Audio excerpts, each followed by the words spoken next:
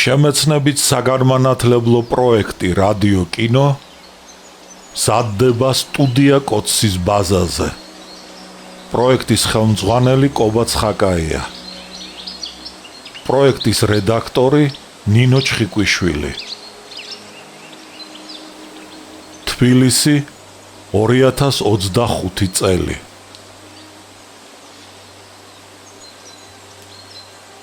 ალექსანდრე ქუთათელი, პირისპირ, რომანი 2 ტომად და 4 წიგნად.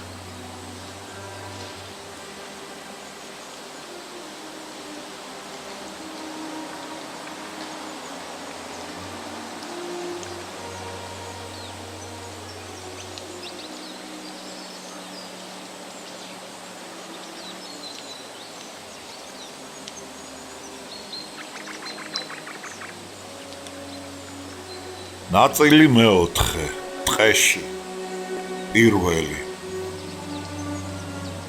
კაც თუ გინდა რომ გულში ჯოჯოხეთი გაუჩინო, კაცის ყulis ფიქრი ჩაუსახე გულში, ეგ ეყოფა სატანჯველად. ილია ჭავჭავაძე. კორნელის და მიხას ტერეზას ხაბარდულა და მეზობლის ცხენი შეუკაზმა აგოია. ტერეზამ, იონამ და შინაურებმა ბონდის ხიდამდე მიაცილეს სადგურზე მიმავალნი. ტერეზა შვილს მოეხვია, აკოცა და ცრემლები გადმოყვარა. ის და იონა ობლად და ნაღვლიანად იდგნენ ხიდის თავში მანამდე, სანამ მხედრები თვალს არ მიეფარნენ. კორნელის გული დაწყდა და შეეცოდა ისინი. მხედრები შარაგზაზე გავიდნენ და სადგურისაკენ გაეშურნენ. კორნელის გზაში ხმა არ გაუწია მიხასთვის.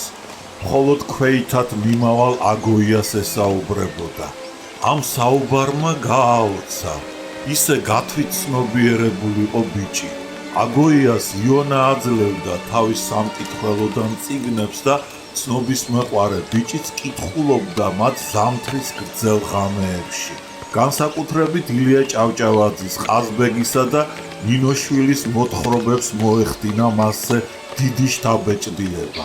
ამ წიგნების კითხვას სამშობლოსადმი და ღარიბი ხალხისადმი სიყვარული, ხოლო მდიდართა მიმართ ზიზღი ჩაენერგა აგოიას გულში, რასაც იგი არ ფარავდა და ყმაწვილური გატაცებით უამბობდა კორნელის. კორნელის წინდა ასეთი ნიჭიერი ბიჭი სოფელში მოჯამაგირეთ რომ იყო ამდენ ხანს. ახლა კი უხაროდა, რადგან მიუხედავად ტერეზას წინააღმდეგობისა, დეიდა ელენე დაეთანხმა თბილისში წაეყვანა აგოია. სკოლაში ან სადმე სახელოსნოში მოგაწყობ შეგირდადო. ჰპირდებოდა კორნელი და ცოდნასა და ქალაქს დატანებული ბიჭიც ცასწვდებოდა სიხარულით. გზავრები მდინარე ყვირილაზე გავიდნენ და მალე სადგურში მივიდნენ. ბათუმიდან და ფოთიდან დღისით თბილისში მომავალი ყველა მატარებელი გასულიყო და შემდეგი კი მხოლოდ ღამის 10 საათზე იქნებოდა. სანამ კორნელი სადგურის მორიგესთან საუბრობდა, აგოია ორთქმავალთან მისულიყო. მას ათვალიერებდა და მემანქანე შეკითხვებით არასვენებდა. ბოლოს აგოიამ კორნელი გადაკოცნა, მიხას დაემშვიდობა, ხაბარდულაზე შეჯდა, მეორე ცხენი მარქაფად გამოიბა და კარისმერეთისაკენ გასწია. კორნელი მაჯის საათს დახედა. კარისმერეთიდან გამოსვლის მერე პირველად დაელაპარაკა მიხას და უთხრა: 3 საათია. ამ სადგურზე სიცხეში 7 საათს გდებას მირჩევნია, აქვე სოფელ სარბევში ნათესავთან მივიდე. იქ საქმე მაქვს. შენი მატარებელი 3 საათის მერე გადის ქობულეთისაკენ. აქ დაუცადე, შვიდობით. კორნელი პალტომ კლავზე გადაიდო. ჩემოდანი აიღო, აღმართზე ბილიქს გაჰყვა, ტყეში შევიდა, მუხის ქვეშ პალტო დააფინა და ზედ წამოწვა. მხოლოდ ახლა მოაგონდა მიხა მისი სტუმარი რომ აღარ იყო და შეეძლო გასწორებოდა მას, როგორც სიმთვრალეში უთხრა: შერცვა და გაწითლდა. სადგურის ბაქანზე სახტად დარჩენილი მიხაკი ფიქრობდა, კორნელი ნამდვილად ეჭვიანობს. იმიტომ მეკცევა ასე მკაცრად. ზედაზნიდანაც იმიტომ იჩქაროდა ჩამოსვლას. არ უნდოდა მე რომ თინასთან დავრჩენილიყავ. ამოიოხრა მიხამ და ისიც აღმართზე ბილიქს გაჰყვა. თანაც ღიღინებდა. მოხევის ქალო თინაო, რა ღმერთმა გაგაჩინაო. თაზე ავიდა. შავ ზღვამდე გაშლილი რიონის წარმტაცი ველი რომ დაინახა, ოჯადოებული გაჩერდა. მერმე ტყეში შევიდა, მუხის ქვეშ წამოწოლილ კორნელის წააწყდა, გაოცდა. ნაცემი ძაღლივით მივიდა მასთან და ისიც მუხის ქვეშ დაწვა. სრულიად არ ახსოვდა, რა შეურაცხყოფა მიაყენა სიმთვრალეში კორნელის. კორნელი და მიხა უბრალოდ წოლას განაგრძობდნენ. თვითოეული მათგანი საკუთარ ფიქრს გაჰყოლოდა. მიუხედავად იმისა, რომ მიხა კორნელის არ შორდებოდა, მის გვერდით იწვა და თითქმის თავი თავზე მიედო, მათ შორის მაინც დიდი ზღვარი იდო. მიხას მალე ჩაეძინა და ხრინვა ამოუშვა. რას გადამეკიდა ეს ოხერი, გაიფიქრა კორნელიმ. ადგა და მეორე მუხის ჩრდილში დაწვა. ძინარე მიხას გახედა და დაფიქრდა. როგორ ცდებოდი ეს არაკაცი, ჩემი ცხოვრების მესაიდუმლეთ რომ გავიჩინე და არაფერს არ უმალავდი. ჩემი მეგობარი მეგონა, ეს კი მეტოქე და მტერი ყოფილა, მაგრამ განა მარტო მიხაა ჩემი მტერი. მოთხრობა გოჯასპირში გამოთქმული სიმართლისათვის ესტატე მაყაშვილი ბოლშევიკს მიწოდებს და ქალს არ მატანს. ყველა მე გადამეკიდა და ჩემი მტერი შეიქმნა, შინაური და გარეული, მაგრამ ყველაზე დიდი მტერი და გამცემი ეს ვაჟბატონი ბრძანდება. გაიფიქრა კორნელიმ და ისევ მუხის ქვეშ მძინარ მიხას მიაშტერდა. გაუკვირდა მის სულიერ სიმახინჯესთან ერთად ფიზიკურ სიმახინჯესაც რომ არ ამჩნევდა ამდენ ხანს. მხატვარს მზე აცხუნებდა. ფეხსაცმელი გაეძრო, საყელო შეეხსნა და მკერდ გაღეღილს ხელები პატარა ღიპზე დაეწყო. ცალი ფეხი მოეღუნა, მეორე კი მოლზე გაეშხლართა. ოფლიან შუბლზე თმები დასწეპებოდა. გაბუშტული ცხვირის ნესტოები ერხეოდა, უშნოდ ფშვინავდა. ქვედა ბაგე ცხენის ჩიჩვირივით დაჰკიდებოდა. გაღებულ ხახაში დიდი, სუნაგი კბილები უჩანდნენ. სველ ლაშებზე ბუზები მისეოდნენ. ცხვირიდან ხახამდე დიდი კბილებით ამოზიდული, გაპარსული საულვაშე თითქმის 3 თითის დადება ექნებოდა. ამ გაჭყლეტილი და მოკლე ცხვირისა და დიდი კბილებით ამოზიდული და ფართო ზედა ბაგის გამო ორანგუტანგს ემსგავსებოდა იგი. ეს შეჩვენებული მაიმუნი ყოფილა, მე კი კაცი მეგონა, გაიფიქრა კორნელი. მხატვარმა მაშინვე გაიღვიძა. უაზრო, უსათვალო, ბეცი და მარდი თვალებით შეხედა კორნელის და უშნოდ გაუღიმა. ახალ მთვარესავით გალეული მისი ზედა ბაგის ზოლი მთელი სახის გასწვრივ გაიჭიმა და ვეება ქვედა ბაგეს დაებჯინა. შიგ ჩაეფლა და გაუჩინარდა. მისმა სახემ მაშინვე იდიოტური გამომეტყველება მიიღო. ეს ვეება და ხორციელი ქვედა ბაგე, ჩიჩვირი, ბეცი, პატარა, ცხოველური თვალები და სულელური ღიმილი შეჰზარდა კორნელის. ტანში გააჟრჟოლა და მიხას თვალი მოარიდა. ის ღიმილი ერთი შეხედვით ღვთის გლახას ამსგავსებდა მიხას, მაგრამ ამ ღვთის გლახის ღიმილში ცმიერება და დაცინვაც გამოსჭვიოდა. თვალებში კი დამბეზღებლის გამოხედვა. თითქოს ის თვალები მუდამ ზვერავდნენ და სწონიდნენ კორნელის. ამ თვალების პატრონი კორნელის ყოველ საქციელს, სიტყვას და საქმეს უბრალო ნაკლსა და უნებლიე შეცდომასაც კი ამჩნევდნენ. იმახსოვრებდნენ იმისათვის, რომ ყოველივე ეს მაშინვე მაყაშვილებისთვის მოეხსენებინა. მეგობარი დაებეზღებინა და გაეცა. ოხ ღვთის გლახავ, ჯაბანო და ჯაშუშო, გაიფიქრა კორნელიმ და ჯიბიდან ბრაუნინგის კონდახს ხელი მოუჭირა. ღირსი ხარ აქვე გაგათაო. მაშინვე მიხას ფეხებთან ვეება გველი დაინახა.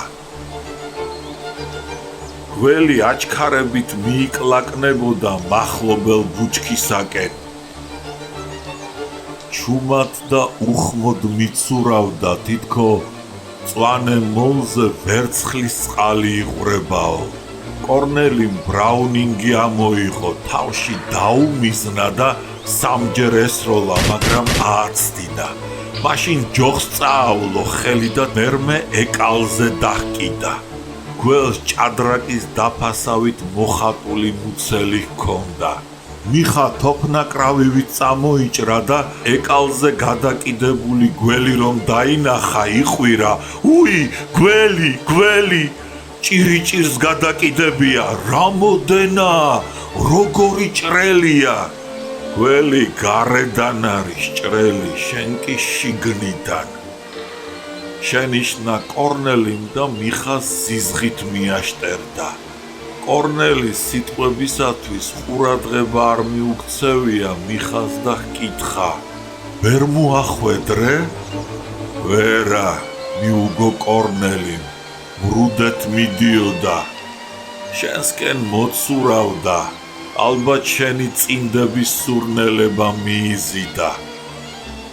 გაფითრებული და შიშისაგან ზეზეულად გათავებული მხატვარი ეკალზე დაკიდებულ გველს მიაშტერდა და ისევ იყვირა. ვაიმე, რომ ეკბინა, ხომ დავიღუპებოდი? რა კაცი დაეღუპებოდა საქართველოს? შენიშნა კორნელიმ. მას შენ ეგა თქვი. ვახ, კორნელი, სიკვდილს გადამარჩინე, მოდი გაკოცო. დაიძახა პალტოზე წინდების ამარამ მდგარმა მიხამ. ადგილს მოსწყდა და საკოცნელად გაიწია, მაგრამ კორნელიმ შეაჩერა და უთხრა. კოცნას თავი გაანებე, იმ გველს უმადლე, თორემ შენთვის უნდა დამეცა ტყვია.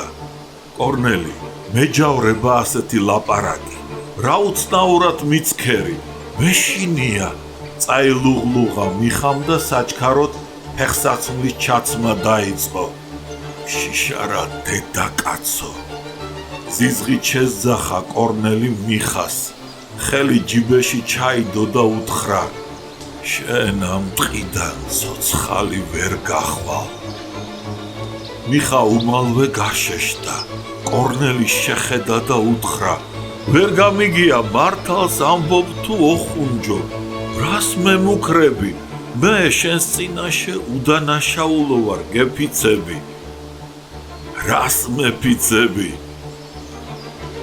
კაცობას, ძმობას, სინდის. შენ კაცობა და სინდისი არ გაგაჩნია. შენისთანა კაცი ცოცხალი არ უნდა დადიოდეს დედამიწაზე. მიხა შეშინდა. შენ ზედაზენშიც იმუქრებოდი თინას გამო, უკანასკნელი ტყვია მე მეკუთვნისო. თინას გამო? ბაშ, ქალაჩუნავ, თითქოს არ იცი რის გამო, თუი შენი. გადააფურთხა კორნელიმ და მერმე უბრძანა. გასწორდი, ფეხი არ მოიცვალო. შეკითხვებზე სისწორით მიპასუხე, რადგან უთხოვარი ცნობები მაქვს. ტყუილის თქმა არ გაბედო, თორემ თავს წააგებ. ისეთი გადაწყვეტილებით უთხრა ეს კორნელიმ, რომ მიხას კანკალი დააწყებინა. შიშისაგან გაფითრებულს თვალები აქეთ-იქით წაუვიდნენ. თითქო გასაქცევ გზას ეძებენო, მაგრამ მხატვარი ადგილიდან ფეხს არ იცვლიდა. თითები პირში ჩაედო და ფრჩხილებს იკვნეწდა. მერე განწირული და მტირალი ხმით დაიწყო. რა შვრები, კაცო, რა საშვრები? ბრალი არაფერში არ მიმიძღვის, გეფიცები. მიხა, შესძახა კორნელიმ. ბრაუნინგი ამოიღო და ჰკითხა. მიპასუხე, რესტორანში ქაღალდის ხელსაყრელზე დაწერილი ჩემი ბარათი ნინომ წაუკითხა თუ არა რომელიმე თქვენგანს. ელოს და ვარდოს წაუკითხა. მე იმ ბარათის შინაარსი ელომ მიამბო. მიუგო მიხამ, მარგარიტამ ჩვენთან რესტორანში რომ ივახშმა. ნინოს ვარდოს ან ელოს უამბე? მე ელოს უამბე, ელომ კი ნინოს და ვარდოს. მიხა, შენ მეგობრობა შემომფიცე თუ არა? შემომფიცე თუ არა, რომ არასოდეს არ გამცემდი. შემოგფიცე. მაშ რად გასტეხე ფიცი და მიღალატე? ეჭვისა და შურის გამო. ნინო მიყვარდა, ახლაც მიყვარს. საიდუმლო გაუმხილა მიხამ. ერთხელ ნინოს შევთავაზე ელოს გაუშვებ და შენ შეგირთავ მეთქი. მან მიპასუხა, ჩემი სიძეც რომ არ იყო, შენისთანა გარყვნილ კაცს ცოლად არ გავყვებიო და სახეშიც მომაფურთხა. გავბრაზდი და უთხარი, განა ყველა და მათ შორის კორნელიც გარყვნილი არ არის? ცოლად რომ მიყვები მეთქი და ყველაფერი უამბე შენს შესახებ. კორნელი გაოცდა და ჰკითხა, როგორ? ცოლის დას არ შიყებოდი? ცოლის და გინდოდა ცოლად შეგერთო ღორო შენა. ჰო, ურცხვად მიუგო მიხამ. ცოლის დას კი არა, დეიდაშვილსაცვი არ შიყებოდი, სისხლის ნათესავს. ცოლის და სისხლის ნათესავი ხომ არ არის? გარყვნილო, ცხოველო, კურდო, მოხალატე, უყვირა კორნელი. მიპასუხე, რისი ღირსი ხარ შენ, რა სასჯელი გეკუთვნის? ვიცი, მაგრამ რა ვქნა მე, ასეთი კაცი ვარ, ასეთი. იმეორებდა მიხა. იგი ძალზე შეშინებული იყო. გონება დაბნეული იდგა და კანკალებდა. თვითონ არ იცოდა რას ბოდავდა და როშავდა. კორნელის საშინლად შეზიზღდა. სახეში მიაფურთხა. რევოლვერი ჯიბეში ჩაიდო და უთხრა, შენზე ტყვის დახარჯვა და ხელის გასორაც არ აღირს. შენ ღორივით უნდა დაგკლას კაცმა ამ საღორიას ტყეში. არა, შენ საკირეში უნდა ჩაგაგდონ და დაგწვან. კორნელი გაოცებით უცქეროდა, მუხასთან ატუზულ, დასახრეტად გამეტებულ კაცს, რომელსაც ცალფეხზე ჩაცმა ვერ მოესწრო. მაჯისსაც დახედა და უთხრა, საცა მიმავალი მატარებელი ჩამოდგება, აიღე შენი ჩემოდანი, ალტო და გასწი. მიხა მიხვდა საშიშროება რომ განვლო და დამშვიდებით მიუგო, ქობულეთში ვერ წავა. რატო? ჩვენი წამოსვლის მერმე ქობულეთში დიდი ჩხუბი და ვაი უბედურება მოხდებოდა. ალბათ ვარდომ, ნინომ და ელომ ერთმანეთი დაგლიჯეს შენს გამო. თავი გამანებე რა, ქობულეთში ამ ცხელ გულზე ქალებმა რომ ხელთ მიგდონ, ტყავს გამაძრობენ. რაღა შენ მოგიკლივარ და რაღა იმ ქალებს მიუგო მიხომ. ჩემს გამო რატომ უნდა დაეგლიჯათ ქალებს ერთმანეთი? აღიარე რომ შენ ნინო დაჩაგრე, დაასნეულე, მშობლები შეძრწუნებული არიან. ვინ ვის ჩაგრავს, ეს კიდევ საკითხავია. კარგი ერთი კორნელი, ნინოსთან ჩხუბს სხვას რა დაბრალებ? უკვე უტიფრად კითხა მიხამ და განაგრძო. ან მე რა შვაში ვარ? შენი ვერაფერი გამიგია, ჯერ იყო და ქალი ცოლად მოყვებოდა. შენ კი ვერ გადაწყვიტე საბრალო სტუდენტმა და ცარიელ-ტარიელმა კაცმა. ცოლი და ოჯახი როგორ ვარჩინოო. ახლა როდესაც მწერალი გახდი და ჰონორარს იღებ, მაინც გაიძახი. ვაი თუ ცოლშვილმა შემოქმედების მუშაობაში ხელი შემიშალოსო. ქალი კი ამდენი ცდით დაიტანჯა. ან შეირთე, ან გაეყარე, ან არადა ხასად გაიხადე. მორჩა და გათავდა, კაცი არა ხარ? ეგ შენი საქმე არ არის. შენ ქალთან შეყრა და გაყრა თამაში გგონია. სიყვარული კი მარტო სიძვა. ისიც არიცი, დიდ სიყვარულს დიდი სიძულვილი რომ მოსდევს. მიუგო კორნელიმ და ახლა თვითონვე კითხა. ერთი ეს მითხარი, ქობულეთში მაყაშვილებმა ჩემს გამო შენ ტყავი რად უნდა გაგაძრონ?